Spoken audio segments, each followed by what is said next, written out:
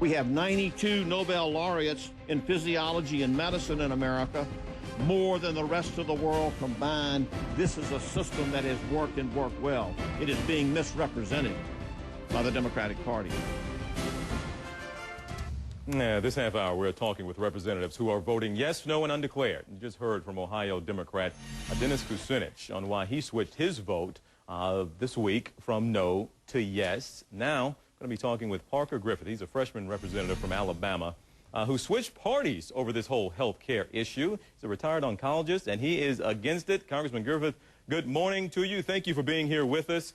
At this point, can I ask you, is there anything that would change your mind at this late juncture, and maybe you get on board and vote yes? Well, no, there's nothing that'll change my mind, and thank you for having me on.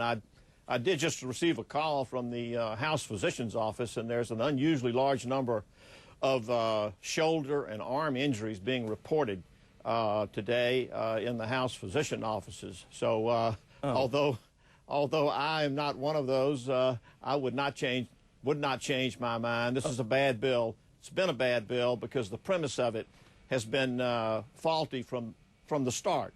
Well, we know how you feel about it there. You've talked about you not liking the bill. At this point, though, what are Republicans doing behind the scenes? Are you still trying to pull over a few more no's, or are you all content just to sit back and watch the Democrats scramble to try to get enough votes for this bill?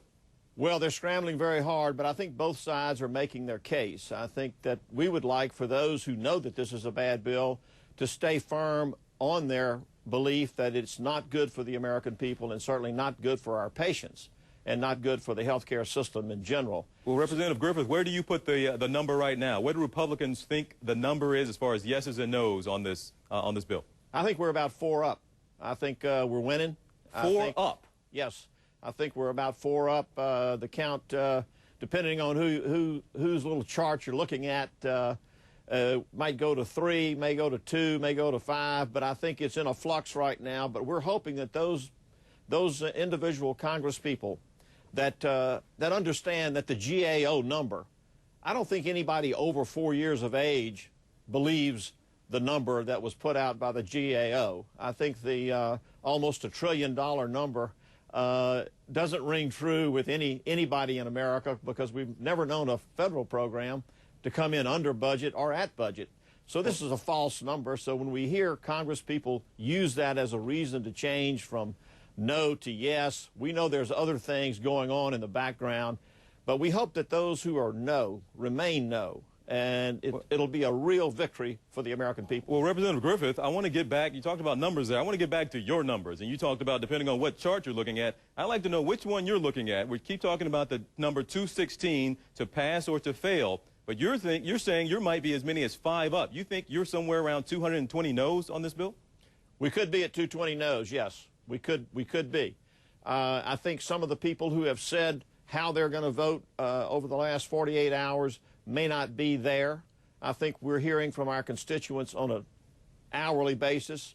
Some of our Congress people have been refusing to take calls from their constituents, and I think that's been a mistake.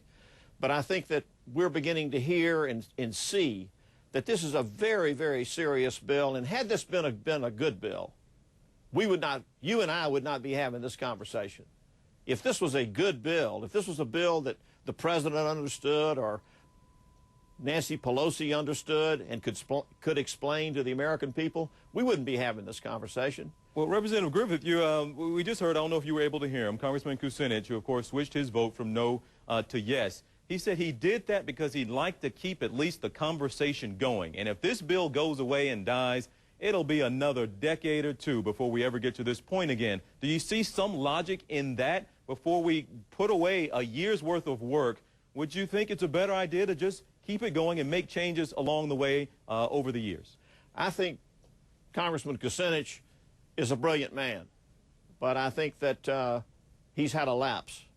I don't think that's a reason to vote for the bill so you can keep the conversation going. You can keep the conversation going without making this bill law.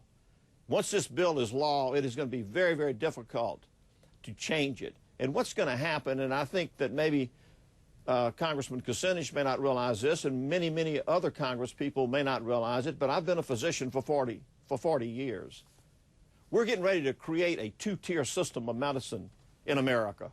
We're going to have the Neiman Marcus medicine for about 25% of America, and then we're going to have the rest are going to be Dollar General medicine. You cannot reform a system around a shortage. We have an acute shortage of physicians. The physicians are not able to see the patients that are out there now. There's a difference between coverage and access. You can have a card in your pocket that says USA Healthcare, but you still cannot see a physician because there are not enough of them. There are not enough primary care physicians. There are not enough cardiovascular surgeons. There are not enough neurosurgeons, orthopedic surgeons.